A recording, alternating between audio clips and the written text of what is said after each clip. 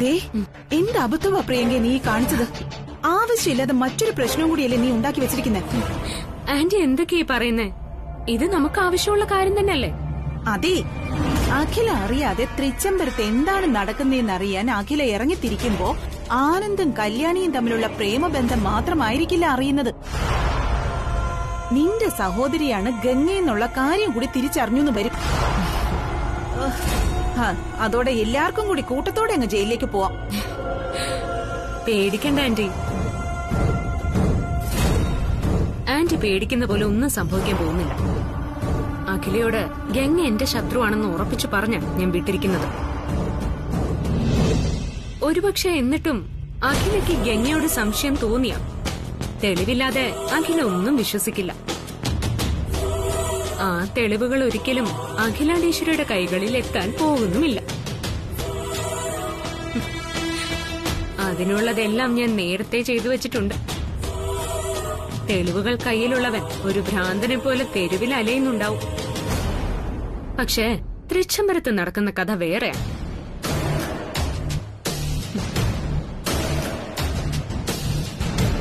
തന്റെ എല്ലാമായ മകൻ തറവാടിന്റെ അന്തസ്സും ആഭിജാത്യവും മറന്ന് അമ്മയുടെ വാക്കുകളെ ധിക്കരിച്ച് അടുക്കളക്കാരിയെ പ്രണയിക്കുന്നറിഞ്ഞ് അഖിലയുടെ കണ്ണിൽ നിന്നും രക്തക്കണ്ണീര് വരണം. അതാണ് ഇനി ആന്റി കാണാൻ പോകുന്നത്. അത് മാത്രമല്ല, നമ്മൾ പല ആവർത്തി കൊല്ലാൻ ശ്രമിച്ച കല്യാണിയെ കുടുംബത്തിന്റെ അഭിമാനം സംരക്ഷിക്കാൻ വേണ്ടി അഖിലാണ്ടേശ്വരി തന്നെ വെടിവെച്ചോ വിഷം കൊടുത്തോ കൊല്ലും. ആ കുറ്റത്തിന് അഖിലാണ്ടേശ്വരി ജയിലിലോ ആവും. ഇതെല്ലാം കണ്ട് ഉള്ളമിടുപ്പ് നിന്ന് ശിവരാമകൃഷ്ണനും ഇല്ലാതാവും.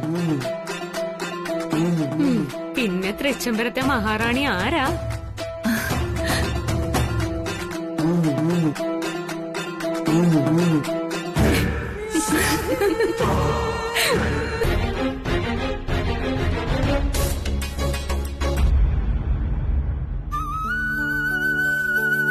അഖില, ഇന്നെന്താ പുതിയ പ്രശ്നം? കൺമുന്നിൽ കണ്ടതെല്ലാം അസത്യം എന്നറിയുമ്പോ മനസ്സിനുള്ളിൽ വല്ലാത്തൊരു ഭയം. അതാ ഇപ്പൊ എന്റെ പ്രശ്നം. എന്താ അഖില നീ പറയുന്നത്? എന്താ സത്യം? എന്തിനും ഭയം? എനിക്കൊന്നും മനസ്സിലാവുന്നില്ല. നീ എനിക്ക് മനസ്സിലാവുന്ന ഭാഷ പറഞ്ഞെന്ന്.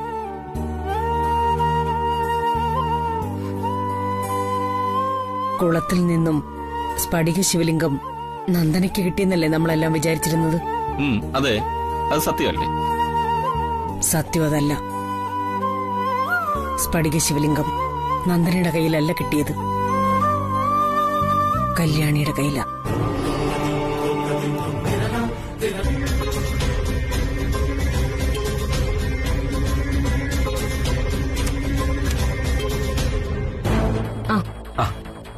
നമസ്കാരം മാഡം. വരൂ.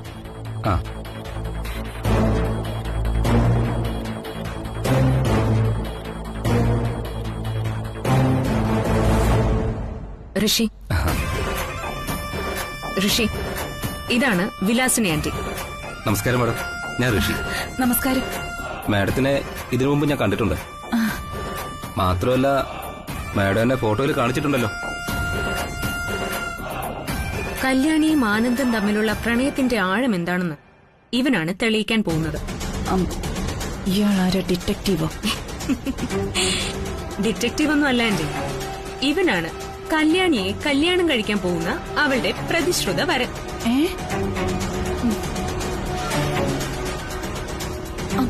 നീ ഇതെന്തൊക്കെയാ പറയുന്നേ?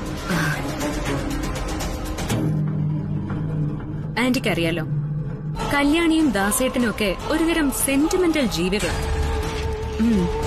അതുകൊണ്ട് തന്നെ അവരോട് മുള്ളിനെ മുള്ളുകൊണ്ടെടുക്കുന്ന വിദ്യ വേണം പ്രയോഗിക്കാൻ. അതെങ്ങനെയാണെന്ന് ഞാൻ പറഞ്ഞുതരാം.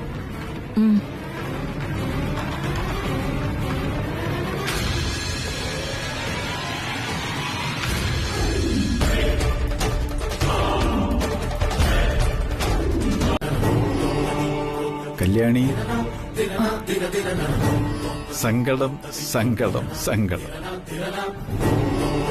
എന്നാണ് കുട്ടിയുടെ ഈ സങ്കടമെല്ലാം മാറുക? മുത്തച്ഛ, മുത്തച്ഛൻ എപ്പോഴാ വന്നേ? ഞാൻ എപ്പോൾ വന്നു, എവിടുന്ന് വന്നു എന്നതൊക്കെ അവിടെ നിൽക്കട്ടെ. പക്ഷേ നീ വന്നത് ഞാൻ അറിഞ്ഞു. പക്ഷേ ഞാൻ കണ്ടില്ലല്ലോ. കണ്ണീർ കണങ്ങൾ നിന്റെ കാഴ്ചയെ മറച്ചില്ലേ? പിന്നെ എങ്ങനെ കാണാനാണ്? ആട്ടെ, കുളത്തിലിറങ്ങി ശിവലിംഗം കണ്ടെത്തിയോ നീ? കുളത്തിലിറങ്ങാതെ മാറി നിന്നു അല്ലേ? എന്നിട്ടെന്തായി?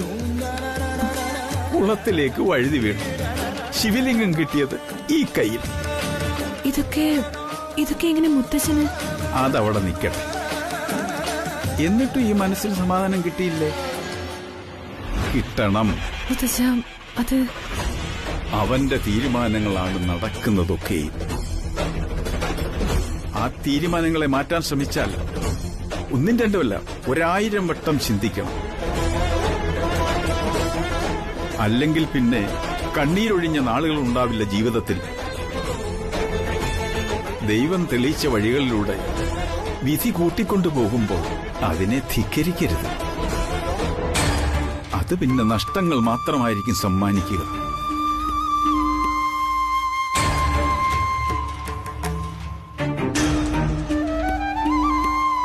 ഈ ലോകത്തിന്റെ ഏത് മുക്കിലും മൂലയിലും ഏതവസ്ഥയിലും പകലെന്നോ രാത്രിയെന്നോ മഴയെന്നോ വെയിലെന്നോ വ്യത്യാസമില്ലാതെ മനസ്സറിഞ്ഞു വിളിച്ചാൽ ഏതോ ഒരു ശക്തി ആ വിളി കേൾക്കുന്നു എന്ന വിശ്വാസമാണ് ദൈവം. ആ ദൈവം നിന്റെ വിളിയും കേൾക്കുന്നു. അത് നീ അറിയാതെ പോയാൽ തിക്താനുഭവമായിരിക്കും ഫലം. നിനക്ക് മാത്രമല്ല, നിനക്ക് വേണ്ടി ജീവിതം മാറ്റിവെച്ചവർക്കും. വന്നുഭവിച്ചതും നേടിയതും അറിഞ്ഞുകൊണ്ട് നഷ്ടപ്പെടുത്താതിരിക്കുക. നിന്റെ മനസ്സിലുള്ള ചോദ്യത്തിന്റെ ഉത്തരം ഇതാണ്. ദാസേട്ടാ, പറയൂ, ഇവരുടെ കുടുംബത്തിലേക്ക് ഋഷിയുടെ ഭാര്യയായി കല്യാണിയെ പറഞ്ഞയക്കുന്നതിന് ദാസേട്ടന് സമ്മതമാണോ അല്ലയോ? അത് മാഡം, അതെന്താന്ന് വെച്ചാ മാഡം, ദാസേട്ടാ, ഇതുവരെ കല്യാണിക്കൊരു കല്യാണാലോചനയുമായി ആരും ഇങ്ങോട്ട് വന്നിട്ടില്ല.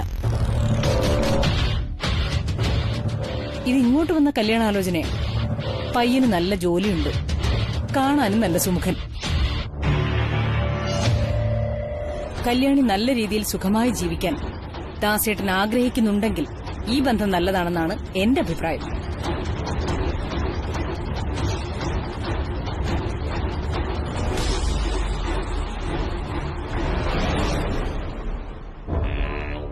ശരി കല്യാണി, നീ പറയൂ, പയ്യനെ നിനക്ക് ഇഷ്ടപ്പെട്ടോ?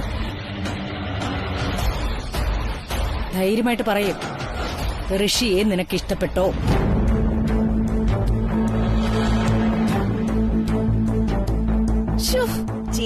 ചേച്ചി എന്തിനാ കല്യാണിയോട് ചോദിക്കുന്നേ?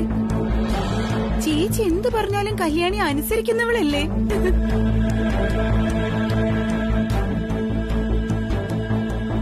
അതെ, കല്യാണി ഒരു നാണക്കാരിയാ. ഇഷ്ടമാണെന്നൊന്നും പറയൂല.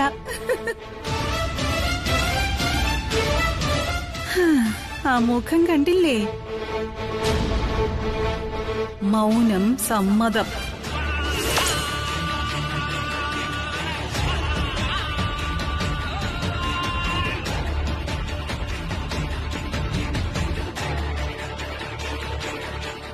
ശരി ദാസേട്ടാ, കല്യാണിയുടെ കല്യാണം നടത്തി തരാമെന്ന് ഞാൻ ദാസേട്ടനൊരു വാക്ക് തന്നിട്ടുണ്ട്. അതുകൊണ്ട് ഇവർ തമ്മിലുള്ള കല്യാണം നടത്താൻ ഞാൻ തീരുമാനമെടുക്കുന്നു.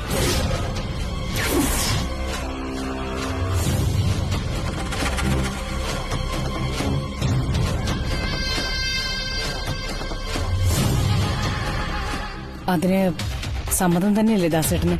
എനിക്ക് സമ്മതമാണ് മാഡം.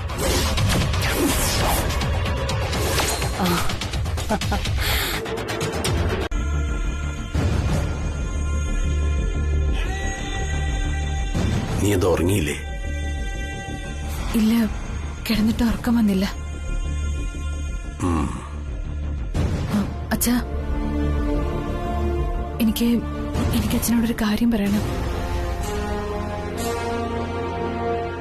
ആ പയ്യനുമായിട്ടുള്ള കല്യാണം എനിക്ക് വേണ്ടച്ചാ. എനിക്കിഷ്ടമല്ല. എന്റെ മോള് നട്ടപ്പാതിരയ്ക്ക് ഉറക്കം വരുന്നില്ല എന്നും പറഞ്ഞ് അച്ഛനെ തേടി വന്നപ്പോഴേ എനിക്കറിയാം അതിത് പറയാൻ തന്നെയാണെന്ന്. എന്താണാവോ പയ്യനൊരു കുറവ്? അതൊന്നും അറിഞ്ഞിരുന്നെങ്കിൽ കൊള്ളായിരുന്നു. ചോദിച്ച കേട്ടില്ലേ എന്റെ മോള് ആ പയ്യനിൽ കണ്ട കുറവെന്താണെന്ന്? അത് ചോദിക്കേണ്ടത് ഇപ്പോഴായിരുന്നില്ല. എന്താ നീ പറഞ്ഞേ? അത് ചോദിക്കാനുള്ള സമയം ഇപ്പോഴല്ലാന്നോ? അതേടി, എനിക്കത് അറിയാഞ്ഞിട്ടല്ല, ചോദിക്കാതിരുന്നതാ മനഃപൂർവ്വം. നടു റോഡിൽ കാമുകനെ കെട്ടിപ്പിടിച്ചിരുന്ന മകളുടെ ഭാവി എന്തായിരിക്കും എനിക്ക് അറിയാഞ്ഞിട്ടല്ല. പണ്ട് നിനക്കൊരു ദാവണി വാങ്ങുമ്പോ 100 വട്ടം ചോദിക്കായിരുന്നു ഞാൻ, എന്റെ മോൾക്ക് ഈ കളർ ഇഷ്ടായോ, ഈ ഡിസൈൻ ഇഷ്ടപ്പെട്ടോന്നൊക്കെ. എന്നാ ഇപ്പൊ എന്റെ മോളോട് ഇഷ്ടങ്ങൾ ചോദിക്കാൻ എനിക്ക് ഭയമാ. അച്ഛനെ വഞ്ചിച്ചവളാ നീ. നീ ആരെയും വഞ്ചിക്കും. അച്ഛാ,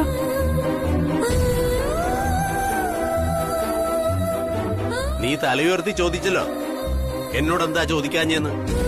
എന്നാ ഞാനൊന്ന് ചോദിക്കട്ടെ, എന്നോട് ചോദിച്ചിട്ടാണോ നീ വലിയ കുഞ്ഞിനെ വലയിലാക്കി? ഇത് അഖിലാമ്മയുടെ ഉറപ്പിച്ച കല്യാണ, നടന്നേ പറ്റൂ. അതുകൊണ്ട് നടന്നതൊക്കെ വെറും സ്വപ്നമായി കരുതി എല്ലാം മറന്നുപോയി കിടന്നുറങ്ങാൻ നോക്ക്. അച്ഛാ, വലിയ കുഞ്ഞ് മറക്കണം. എന്താ വലിയ കുഞ്ഞിനെ മറക്കാതിരിക്കാൻ? വലിയ കുഞ്ഞ് നിന്റെ കഴുത്ത് താലി കെട്ടിയിട്ടൊന്നുമില്ലല്ലോ. ഞാൻ പറയാൻ പോകുന്നത് ആന്റി കേൾക്കേണ്ട കാര്യങ്ങൾ തന്നെയാണ്. ആന്റിക്ക് ഗുണകരമായ കാര്യങ്ങൾ. എനിക്ക് ഗുണമുണ്ടാവാൻ വേണ്ടി ആരും മെനക്കെടണമെന്നില്ല, പ്രത്യേകിച്ചും നീ. ശരി, വേണ്ട. എന്നാലും ഒന്ന് കേൾക്കുന്നത് നല്ലതാ. അത് മറ്റൊന്നുമല്ല, പ്രിയപുത്രൻ ആനന്ദിന്റെയും അടുക്കളക്കാരി പെണ്ണിന്റെയും പ്രണയ വാർത്ത.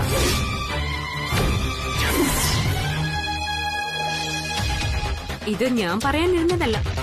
ഞാൻ പറയാതെ തന്നെ ആന്റി കണ്ടെത്തട്ടെ എന്ന് കരുതിയ അന്ന് ഞാനൊരു സൂചന തന്നത്. സൽപുത്രൻ അമ്മയെ ധിക്കരിച്ച് ഇങ്ങനൊരു വിശ്വാസവഞ്ചന കാണിക്കുന്ന അഖിലാന്റെ സ്വപ്നത്തിൽ പോലും കരുതിയിട്ടുണ്ടാവില്ല അല്ലെ?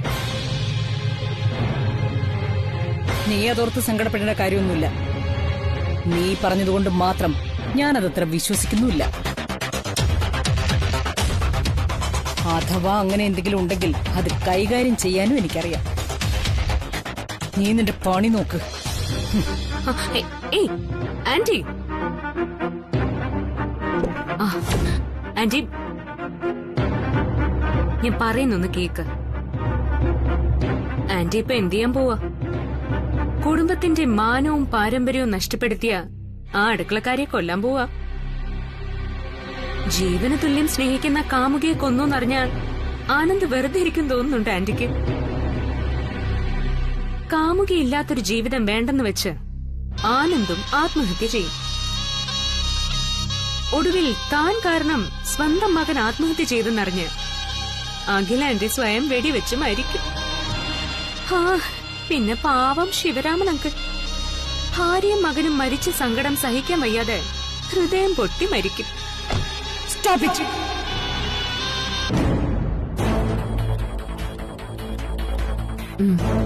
അതെ, അഖിലാന്റെ തിടുക്കത്തിൽ ഇങ്ങനെയൊരു തീരുമാനം എടുത്ത കാര്യം കല്യാണി അറിഞ്ഞ അവൾ ആകെ അപ്സെറ്റ് ആവും. അത് ശരിയാ. മറ്റാരും പറഞ്ഞറിയുന്നതിന് മുമ്പ് നീ കല്യാണി വിവരം അറിയിക്കണം. എന്നിട്ട് സമാധാനമായിട്ട് ഇരിക്കാനും പറയണം. ഏതായാലും ബ്രോയും കൂടി ഇങ്ങോട്ട് വരട്ടെ.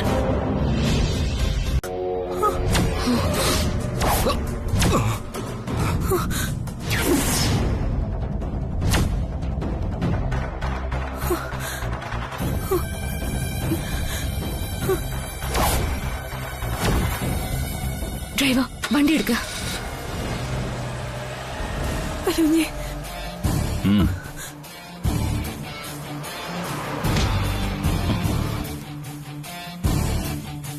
ഋഷി, എന്ത് ധൈര്യത്തിലാണ് നീ ഇവിടെ കൈ കയറി പിടിച്ചത്?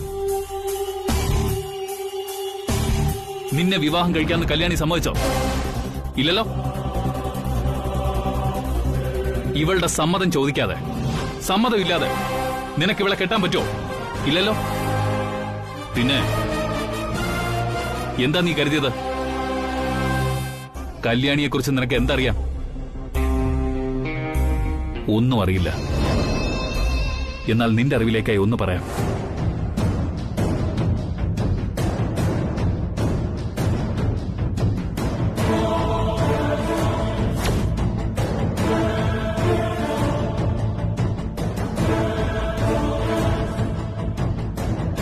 ഇവളെന്റെ പെണ്ണാണ്. ഇനി നിന്റെ നിഴൽ പോലും ഇവളുടെ പിന്നാലെ ഉണ്ടാവരുത്. അങ്ങനെ ഉണ്ടായാൽ ജീവനോടെ കത്തിക്കുന്നില്ല ഞാൻ. പോടോ.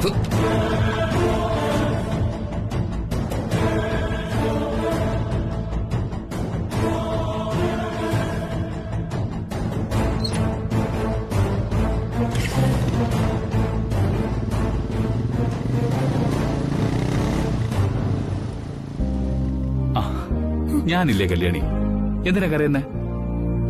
ഓർക്കാപ്പുറത്ത് എന്നെ കണ്ടതുകൊണ്ടാണോ? നീ ഈ സമയത്ത് ക്ഷേത്രത്തിലുണ്ടാവുമെന്ന് കരുതിയാ നേരെ ഇങ്ങോട്ട് വന്നത്. ദേവിയ, വല്യൂഞ്ഞിനെ ഇപ്പൊ എവിടെ എത്തിച്ചത്? വല്യൂഞ്ഞ് എപ്പോഴും എന്റെ അടുത്ത് ഇങ്ങനെ ഉണ്ടാവണം. കല്യാണി, നീ എന്റെ കാമുകിയല്ല, ഞാൻ താലി കെട്ടിയ പെണ്ണ, എന്റെ പെണ്ണ.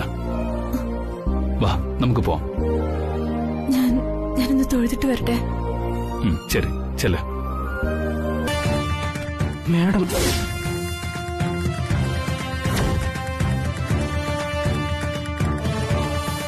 എന്താ മേഡം ഇങ്ങോട്ട്? വിളിച്ചിരുന്നെങ്കിൽ ഞാൻ അങ്ങോട്ട് വരുമായിരുന്നല്ലോ. ഇപ്പോ പഴയ കല്യാണിയൊന്നും അല്ല ആളെ കൊണ്ട് വിളിപ്പിക്കാൻ.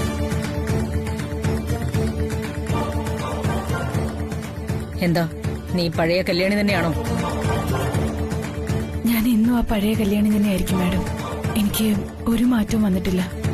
അങ്ങനെ പറഞ്ഞാൽ മാത്രം പോരാ, പ്രവൃത്തിയിലൂടെ അതെനിക്ക് ബോധ്യപ്പെടണം.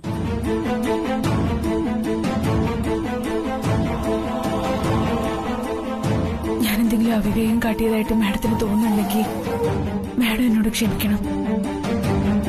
നിനക്ക് സ്വന്തമായി കിട്ടിയ ഒരു ദിവ്യവസ്തു തൃച്ചംബരത്തിരിക്കുന്നു. അങ്ങനെയുള്ള വസ്തുക്കൾ തൃച്ചംബരത്തിരിക്കുന്നത് ശരിയല്ല. അതൊന്ന് തന്നിട്ട് പോവാനാ വന്നത്. ദാ വച്ചോളൂ.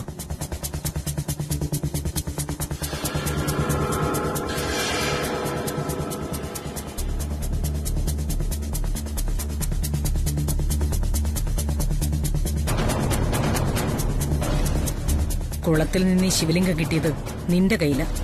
അതുകൊണ്ട് ഇത് നിനക്ക് തന്നെ ഇരിക്കട്ടെ.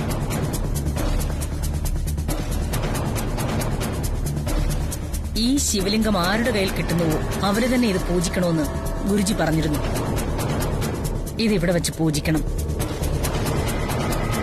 മറ്റുള്ളവരെ സ്വന്തമാക്കിയ ഒരു സാധനവും എനിക്ക് വേണമെന്ന് ഞാൻ ഇന്നേ വരെ ആഗ്രഹിച്ചിട്ടില്ല.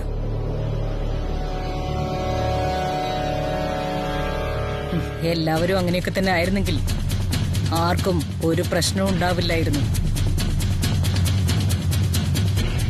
മറ്റുള്ളവരുടെ സ്വകാര്യ സ്വത്തുക്കൾ ആരും തട്ടിയെടുക്കുന്നത് ശരിയല്ല.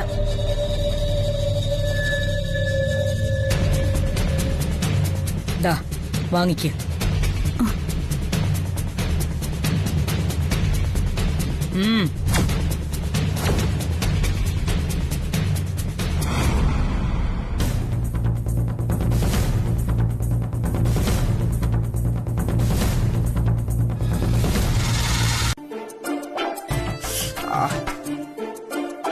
കളിയാക്കണ്ട, ഞാൻ 10ാം ക്ലാസ് പരീക്ഷ എഴുതും, നീ നോക്കിക്കോ.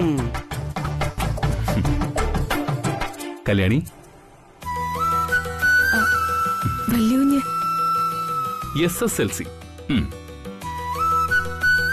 വല്യൂഞ്ഞും കളിയാക്കല്ലേ? കളിയാക്കിയതല്ല കല്യാണി, നിനക്കിപ്പോ 10ാം ക്ലാസ് ജയിക്കണം, അത്രയല്ലേ ഉള്ളൂ. പഠിക്കേണ്ട പ്രായത്തിൽ പഠിച്ചില്ല. എന്തോ ഇപ്പൊ പഠിക്കാത്തോണ്ട് വല്ലാത്തൊരു സങ്കടം. പഠിക്കുന്നതിന് പ്രായമൊന്നും ഒരു തടസ്സമല്ല കല്യാണി. പഠിക്കണമെന്ന് തോന്നിയാൽ ഏത് സമയത്തും പഠിക്കാം. അതെങ്ങനെയാ പറ്റുക? ചേച്ചി, വീട്ടിലിരുന്ന് ജോലി ചെയ്യുന്നതിന്റെ ഇടയിലും പഠിക്കാം. തപാൽ മുഖേന. അതാ വല്യൂഞ്ഞ് പറഞ്ഞത്, അല്ലേ വല്യൂഞ്ഞ്? നീ പറഞ്ഞതാ കറക്റ്റ്. എക്സാമിന് പോകാൻ പറ്റാത്തോണ്ടല്ലേ നീ പഠിത്തം നിർത്തിയത്. അല്ല, ഞാൻ പണ്ടെങ്ങോ പറഞ്ഞ കാര്യം വല്യുഞ്ഞ് ഇപ്പോഴും ഓർത്തിരിക്കുകയാണോ? എന്തൊരു ഓർമ്മശക്തി ഇത്. ഇതുകൊണ്ട് വല്യുഞ്ഞിന് ഇത്രയും പഠിക്കാൻ പറ്റിയത്. അത് പഠിക്കണമെന്ന ആഗ്രഹവും സാഹചര്യവും ഉണ്ടായിരുന്നു, അതാ പഠിച്ചത്. നിന്നിൽ മറ്റുള്ളവർ കാണുന്ന ഒരേ ഒരു കുറവ് വിദ്യാഭ്യാസം കുറഞ്ഞു എന്നുള്ളതാ. നീ പഠിച്ചൊരു ഡിഗ്രി വാങ്ങിയ പിന്നെ ആ കാര്യത്തിലും ആരും ഒരു കുറവ് പറയില്ല. അതുകൊണ്ട് നീ പഠിക്കണം കല്യാണി. എനിക്ക് പഠിക്കണമെന്ന് ആഗ്രഹമുണ്ട്. പക്ഷേ എനിക്ക് ഇംഗ്ലീഷ് വലിയ ഭയമാ. എന്നോട് ഇങ്ങനെയൊന്നും പറയരുത്. നീ എന്താ ഇംഗ്ലീഷിൽ പരീക്ഷ എഴുതിയിട്ടില്ലേ? ഇംഗ്ലീഷിൽ പ്രസംഗിച്ചിട്ടില്ലേ? ഉണ്ട്, പക്ഷേ അത് വല്യുഞ്ഞ് സഹായിച്ചിട്ടല്ലേ. ഇപ്പോഴും ഞാൻ സഹായിക്കാമല്ലോ. നിന്നെ ഞാൻ 10ാം ക്ലാസ് ജയിപ്പിക്കും. നിനക്ക് എക്സാം എഴുതാനുള്ള കാര്യങ്ങളെല്ലാം ഞാൻ തന്നെ ഏർപ്പാടാക്കും.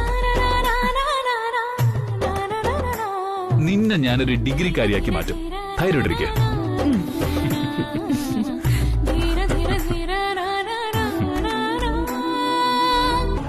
Hi, good morning madam. പൂജയോ? ഗുഡ് മോർണിംഗ് പൂജ, കയറി വരൂ. Good morning sir. Good morning. Aunty, എന്തുണ്ട് വിശേഷം? നമുക്കെന്ത് വിശേഷം? ചേച്ചിയുടെ നിഴല് പറ്റി ഇങ്ങനെ അങ്ങ് നടക്കുന്നു. ഇരിക്കും Pooja. Thank you madam. Association മീറ്റിംഗിന് അവസാനമായിട്ട് ഞാൻ പൂജയെ കണ്ടത്. പിന്നെ ദേ ഇപ്പഴാ.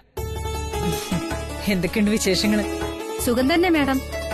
ഓ, അല്ല, അയ്യർ സാറിന് സുഖം തന്നെയല്ലേ? സുഖം. മാഡത്തിന് ഒരു ഫോൺ പോലും ചെയ്യാതെ പെട്ടെന്ന് കയറി വന്നത് ഒരു സർപ്രൈസ് ആയിക്കോട്ടെ എന്ന് കരുതിയ. സർപ്രൈസോ?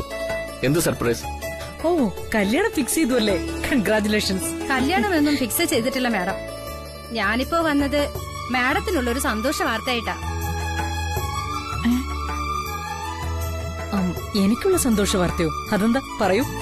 മാഡം, എല്ലാ വർഷവും നമ്മുടെ ഫെഡറേഷൻ വോട്ടിംഗിലൂടെ ഏതെങ്കിലും ഒരു കാറ്റഗറി ബെസ്റ്റ് വൺ സെലക്ട് ചെയ്യാറില്ലേ? കഴിഞ്ഞ വർഷം ബെസ്റ്റ് സിസ്റ്റർ ആയിരുന്നുവല്ലോ. നമ്മുടെ രാധിക ശ്രീകുമാറിനല്ലേ കിട്ടിയത്? ഇത്തവണ ആർക്കാ കിട്ടിയിരിക്കുന്നത്? ഇത്തവണ നമ്മുടെ federation best one mom and son ആണ്. ഏറ്റവും നല്ല അമ്മയും മകനുമായി തെരഞ്ഞെടുത്തിരിക്കുന്നത് മേഡത്തിനെയും മേഡത്തിന്റെ മകൻ മിസ്റ്റർ ആനന്ദ് കൃഷ്ണനെയാണ്.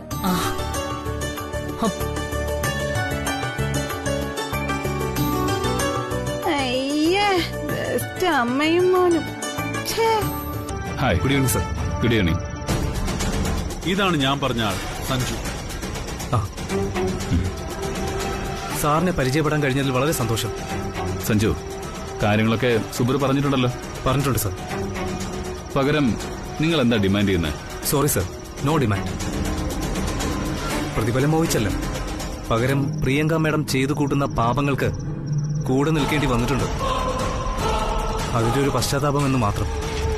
ഓക്കെ, അപ്പോ ഇന്നു മുതൽ പ്രിയങ്കയുടെ ഓരോ ചലനങ്ങളും എന്നെ അറിയിക്കണം. ഒരു കാരണവശാലും പ്രിയങ്ക അത് മനസ്സിലാക്കാൻ ഇടവരരുത്. വെറുതെ വേണ്ട, അർഹിക്കുന്ന പ്രതിഫലം ഞാൻ തന്നിരിക്കും. നാളെ രാവിലെ സഞ്ജു പ്രിയങ്കയുടെ ഓഫീസിലേക്ക് പോകുന്നതിന് മുമ്പ് നമ്മളൊന്ന് കാണും. ഓക്കെ? ഓക്കെ, അപ്പൊ ശരി. എന്നാ ശരി, ഞാനിപ്പോ സഞ്ജുനെ കൊണ്ടുപോകുന്നു. നമുക്ക് രാവിലെ